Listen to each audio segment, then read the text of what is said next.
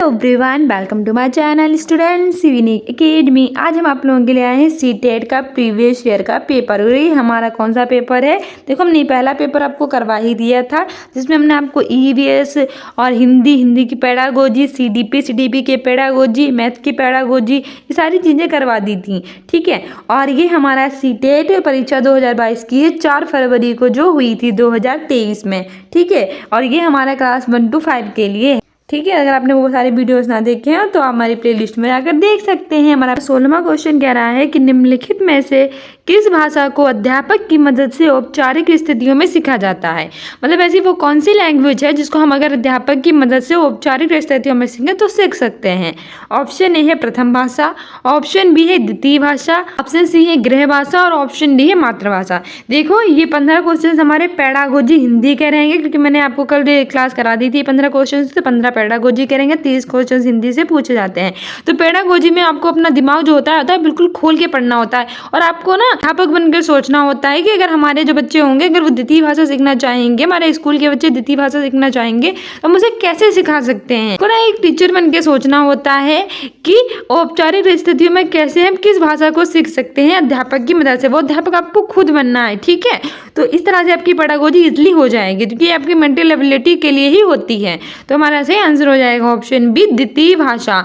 ठीक है। अगर हम अध्यापक की मदद से औपचारिक स्थितियों में कोई भाषा सीखते हैं तो वो द्वितीय भाषा होती है, कि प्रथम भाषा तो वही भाषा होती है जो माता की भाषा होती है, जो माता बोलना सिखाती है, वो प्रथम भाषा होती है, जो अपने वो घर से सीखता है। ठीक है। लेकिन अपने विद्यालय में वो आकर द्वितीय भाषा सीखता है, और जो वो अध्यापक की मदद से सीखेगा। ठीक है। तो हमारा व्याख्या कह रही है कि द्वितीय भाषा को अध्यापक की मदद से औपचारिक स्थितियों में सीखा जाता है। जो औपचारिक स्थितियां होती हैं उनमें द्वितीय भाषा को सीखा जाता है, प्रथम भाषा वो घर से सीखकर आता है। अध्यापक छात्रों को संवाद करने के लिए आवश्यक संसाधन प्रदान करके भाषा निर्देश में एक सूत्रधार के रूप में अपनी भूमिका निभाता है। एक टीचर जो होता है वो क्या करता है कि एक सूत्रधार के रूप में अपनी भूमिका निभाता है अपनी भाषा के निर्देशों के लिए। ठीक है। आवश्यक संसाधन के रूप में, याद रखना, एग्जाम्स के लिए इंपॉर्टेंट है। फिर हमारा 17वां क्वेश्चन कह रहा है, रचनावादी उपागम संप्रेषणात्मक उपागम से इस मायने में भिन्न है कि वह मुख्यतः ऑप्शन ए है अर्थ पर बल देता है और उपेक्षा करता है कि नियम प्रक्रिया के दौरान सीखे जाएं। ऑप्शन बी है कि जो नियम होते हैं उन पर बल देता है और उपेक्षा करता है कि अर्थ प्रक्रिया के दौरान समझे जाएं। ऑप्शन सी है नियमों के प्रयोग और ज्ञान पर बल देता है, और ऑप्शन 4 है कि ड्रिल और आदत निर्माण पर बल देता है। तो बताइए कि रचनावादी उपागम संप्रेषणात्मक उपागम से इस मायने से भिन्न है। तो सही आंसर हमारा हो जाएगा ऑप्शन ए, अर्थ पर बल देता है और अपेक्षा करता है कि नियम प्रक्रिया के दौरान सीखे जाएं। ठीक है। रचनावादी उपागम संप्रेषणात्मक उपागम से इस अर्थ में भिन्न होता है। तो ऑप्शन ए सही हो जाएगा कि हम उसके अर्थ पर बल दिया जाए और उससे अपेक्षा की जाती है कि नियम प्रक्रिया के दौरान ही सीख लिए जाएं। हमारी व्याख्या भी ये कह रही है कि जो रचनावादी उपागम होते हैं वो संप्रेषणात्मक उपागम से इस मायने से भिन्न होते हैं। रचनावादी और उपागम किस मायने में एक दूसरे से भिन्न होते हैं कि मुख्यतः अर्थ पर बल देता है और अपेक्षा करता है कि नियम प्रक्रिया के दौरान सीखे जाएं। जब हम प्रक्रिया सिखाया जाए उसके दौरान वो नियम सीख लें, और बल किस पे देगा? अर्थ पे। ठीक है।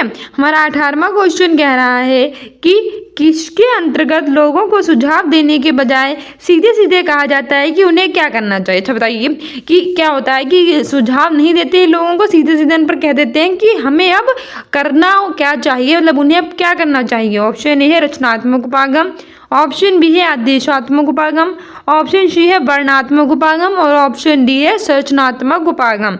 सही आंसर हो जाएगा ऑप्शन बी, आदेशात्मक उपागम।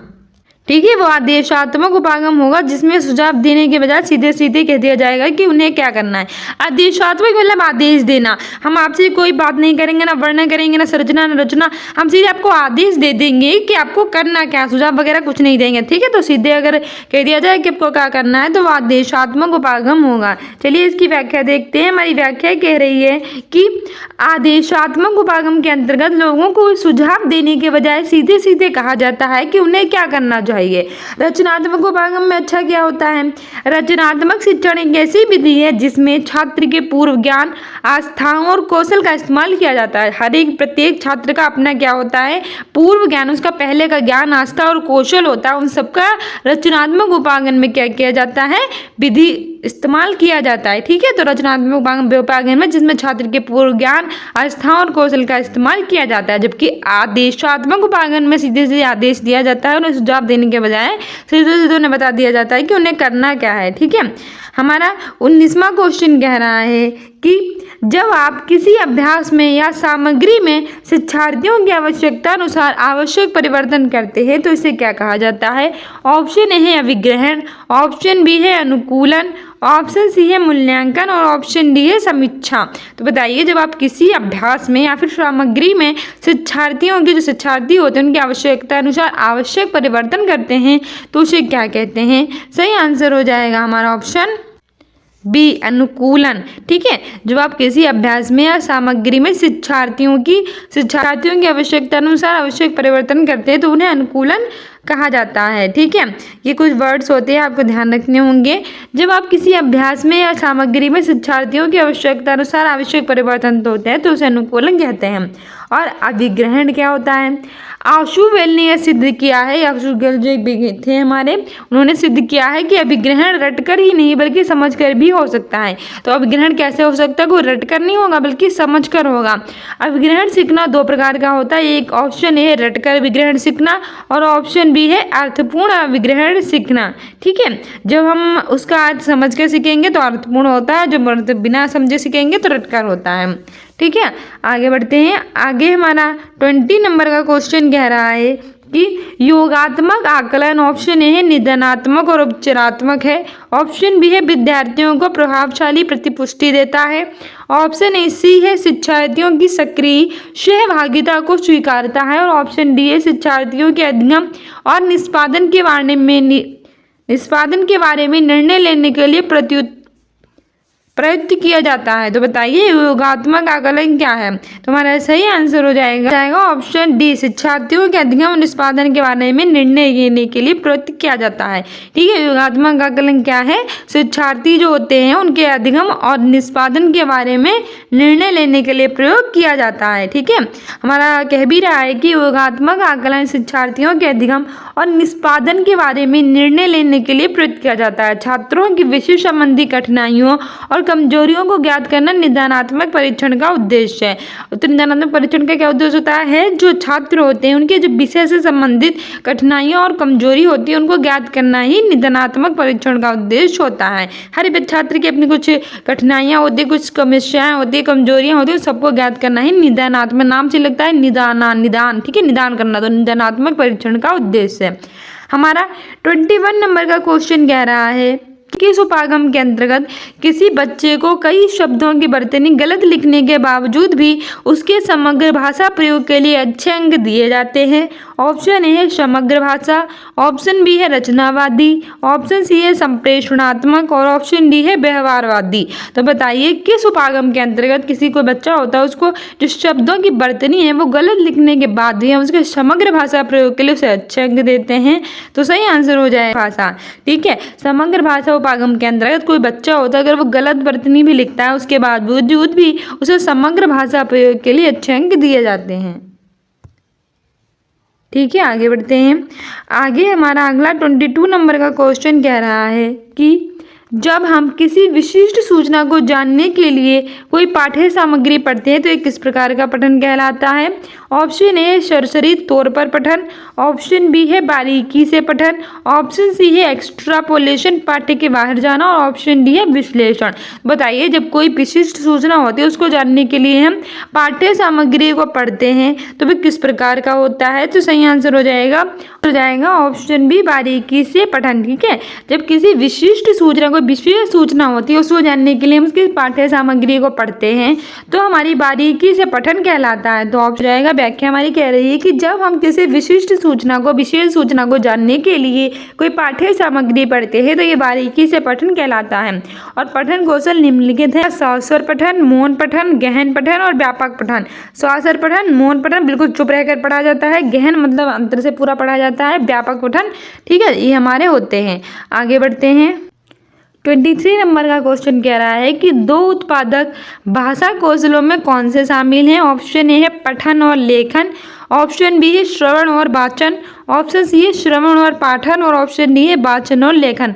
तो बताइए दो उत्पादक जो भाषा कौशल होते हैं उनमें कौन से शामिल होते हैं? सही आंसर हो जाएगा हमारा ऑप्शन डी, वाचन और लेखन। ठीक है, दो उत्पादक भाषा कौशलों में कौन कौन से होते हैं? एक तो आपका होता है वाचन और एक होता है आपका लेखन। वाचन मतलब होता है बोलना और लेखन मतलब होता है लिखना। ठीक है, वो मोस्ट इंपॉर्टेंट है, याद रखना। दो उत्पादक हैं भाषा कौशलों में। आगे हमारा 24 नंबर का क्वेश्चन कह रहा है कि प्रथम भाषा वे भाषा है जो बच्चे, इस तो प्रथम भाषा वाला पहले भी आया था। प्रथम भाषा वाला मतलब उसी टाइप में दूसरा क्वेश्चन है, ये सेम नहीं है, थोड़ा सा डिफरेंट है। बट देखो अगर आपको एक क्वेश्चन अच्छे से आता है तो दूसरा अगर सेम आए तो आप उसका आंसर दे सकते हैं। पहला ऑप्शन कह रहा है कि विशेष प्रयास करके अपने आसपास के परिवेश में अर्जित करते हैं, मतलब बहुत सारा हम प्रयास करते हैं तब जाकर हम आसपास के परिवेश से वो भाषा सीख पाते हैं।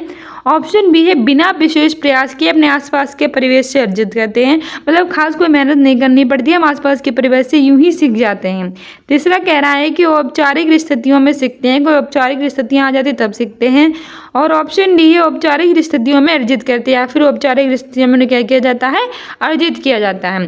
तो प्रथम भाषा यानी कि घर की भाषा, मातृभाषा, और वह भाषा हमें घर से सीखती है तो आप आसपास के परिवेश से हम सीख सकते हैं। देखो हमारे मम्मी क्या बोलती हैं, पापा क्या बोलती हैं, पास पड़ोस के अंकल आंटी क्या बोलते हैं, हमें सब कुछ सुनाई दे जाता है और हम धीरे धीरे उनसे सीखते भी रहते हैं कि अच्छा उसने ऐसे कहा, उसने अच्छा कहा।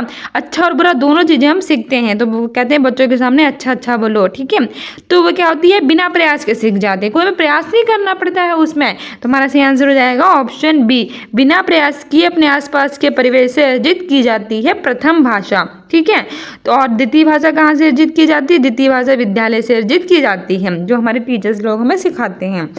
25 नंबर का क्वेश्चन कह रहा है कि निम्नलिखित में से कौन सा ध्वनि का उत्पादन और बोध है? ऑप्शन ए है स्वर विज्ञान, ऑप्शन बी है आकृति विज्ञान, ऑप्शन सी है शुभानिकी और ऑप्शन डी है वाक्य विन्यास। सही आंसर हमारा हो जाएगा ऑप्शन सी शुभानिकी। ठीक है, जो ध्वनि का उत्पादन और बोध है तो उत्पादन और बोध है ध्वनि का शुभानिकी। हमारा अगला क्वेश्चन कह रहा है, पहले हम इसकी व्याख्या देख लेते हैं कि शुभानिकी ध्वनि का उत्पादन और बोध है। स्वर विज्ञान, शुभानिकी या स्वर विज्ञान भाषा विज्ञान की वह शाखा है जिसके अंतर्गत मानव द्वारा बोले जाने वाले ध्वनियों का अध्ययन किया जाता है। अच्छा, ये शुभानिकी या स्वर विज्ञान होता है क्या है? ये हमारे भाषा विज्ञान की वह शाखा होती है जिसके द्वारा जब मानव भाषा बोलता है उसकी बोले जाने वाली जो ध्वनियाँ होती हैं उसका हम अध्ययन करते हैं। ठीक है, हमारा 26 नंबर का क्वेश्चन कह रहा है कि निम्नलिखित में से कौन सा श्रव्य भाषुक ड्रिल का अंश नहीं है? ऑप्शन ए विद्यार्थी आदर्श भाषा सुनते हैं, ऑप्शन बी है विद्यार्थी संवाद की प्रत्येक पंक्ति दोहराते हैं, ऑप्शन सी है विद्यार्थी व्याकरणिक नियमों पर ध्यान देते हैं और ऑप्शन डी है विद्यार्थी ड्रिल प्रतिरूपों में विकल्प का अभ्यास करते हैं। तो सही आंसर हो जाएगा हमारा ऑप्शन सी, विद्यार्थी व्याकरणिक नियमों पर ध्यान देते हैं। तो ये हमारा श्रव्य भाषिक ड्रिल का अंश नहीं है। श्रव्य भाषिक ड्रिल यानी कि जो हमारी भाषा सुनी जाती है, ठीक है, श्रव्य मतलब सुनना, भाषा का जो रूप सुना जाता है उस पर नहीं है। बहुत सही है, हमारा ऑप्शन ए है विद्यार्थी आदर्श भाषा सुनते हैं। बिल्कुल सही बात है, विद्यार्थी क्या करते हैं? आदर्श भाषा सुनते हैं। विद्यार्थी संवाद की प्रत्येक पंक्ति को दोहराते हैं। बिल्कुल सही है। विद्यार्थी ड्रिल प्रतिरूपों में विकल्प का अभ्यास करते हैं, ये भी सही। लेकिन विद्यार्थी व्याकरण नियमों पर ध्यान देते हैं, ये हमारा गलत हो जाएगा। ठीक है, और इसे हमने गलत ही पूछा था तो हमारा ऑप्शन सी सही हो जाएगा।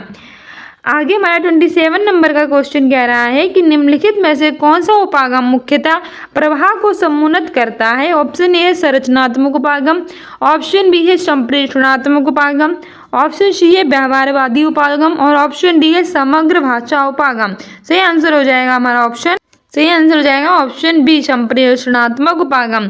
ठीक है, कौन सा उपागम मुख्यतः प्रवाह को समुन्नत करता है? तो संप्रेषणात्मक उपागम मुख्यतः प्रवाह को समुन्नत करता है।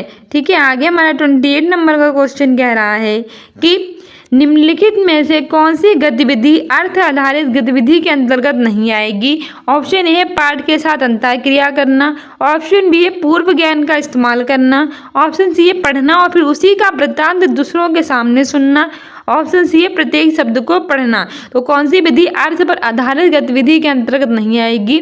तो हमारा सही आंसर हो जाएगा डी प्रत्येक शब्द को पढ़ना। ठीक है, तो प्रत्येक शब्द को पढ़ना ही गतिविधि हमारी अर्थ प्रदायी गतिविधि के अंतर्गत नहीं आएगी, जबकि पाठ के साथ अंतःक्रिया करना ये भी आएगी, पूर्व ज्ञान का इस्तेमाल करना ये भी आएगी, पढ़ना और फिर उसी का प्रदान दूसरों के सामने सुनाना ये भी बिल्कुल सही हो जाएगी। नहीं पूछा है तो हमारी डी वाली ही नहीं होगी। आगे बढ़ते हैं। आगे हमारा 29 नंबर का क्वेश्चन कह रहा है कि अधिगम योजना के बारे में क्या सही है। ऑप्शन ए है लचीलापन का अभाव। हमारे अधिगम में क्या होना चाहिए, एक लचीलापन का अभाव होना चाहिए, ज़्यादा कठोर नहीं होनी चाहिए। ऑप्शन बी है अध्यापक केंद्रित शिक्षा जो होनी चाहिए, हमारा अधिगम जो लर्निंग होनी चाहिए वो किस पे केंद्रित होनी चाहिए, अध्यापक पे केंद्रित होनी चाहिए। तीसरा कह रहा है बाल केंद्रित, यानी कि बच्चों का जो लर्निंग यानी अधिगम है वो बच्चों पर केंद्रित होनी चाहिए, बाल केंद्रित। और चौथा है एक ही तरीके पर केंद्रित, सिर्फ किसी एक ही तरीके पर केंद्रित होनी चाहिए। देखो बच्चों की जो लर्निंग है, अधिगम योजना है, वो ना तो होनी चाहिए एक ही तरीके पर केंद्रित, क्योंकि एक ही तरीके पर कैसे केंद्रित होती, बच्चों का ना बहुकेंद्रित होनी चाहिए शिक्षा, मतलब सेंटर में बच्चा होना चाहिए, फिर वो हर तरीके से शिक्षा को सीख सके, कई सारे तरीकों से उसे सिखाया जा सके, ना ही एक ही तरीके से रट्टा मार के उसे सिखाया जा सके, ये नहीं हो सकता। फिर लचीलापन का अभाव, अरे ऐसे कैसे हो सकता है। मान लीजिए एक छोटा सा बच्चा है, अपने कोई आप ले लीजिए कि आप छोटे से एक बच्चे हैं और आपको बहुत ही कठोर शिक्षा दी जा रही है कि आप 20 तक पहाड़े याद करके लाएंगे कल तक, अगर कल तक नहीं याद किए तो आपके 16 डंडे पड़ेंगे। एक छोटे से बालक को डंडे मारोगे बेचारा मर जाएगा, इतना क्यों उस पर दबाव डालना। तो लचीलेपन का अभाव नहीं होगा तो ये गलत हो जाएगा, लचीलापन तो होना चाहिए, तो अभाव है मतलब अभाव का मतलब होता है नहीं होना। ठीक है, भाषा समझ लेना, लचीलापन का अभाव है कि लचीलापन शिक्षा में ना होना अधिगम में, तो ऐसा ये भी गलत है। अध्यापक केंद्रित, पूरी की पूरी शिक्षा जो है वो एक अध्यापक पर केंद्रित होनी चाहिए, सेंटर में हो अध्यापक और क्या होनी चाहिए उसी पर केंद्रित हो, जैसे वो सिखाना चाहे वैसे वो बच्चों को शिक्षा सिखाए, मार कर पीट कर रटा कर, तो ये तो सही नहीं, तो ये भी गलत है। सही आंसर हो जाएगा हमारा ऑप्शन सी बाल केंद्रित। अधिगम की योजना बाल केंद्रित यानी बच्चों पर केंद्रित ही होनी चाहिए, बच्चा जो होना चाहिए वो हमेशा सेंटर में होना चाहिए।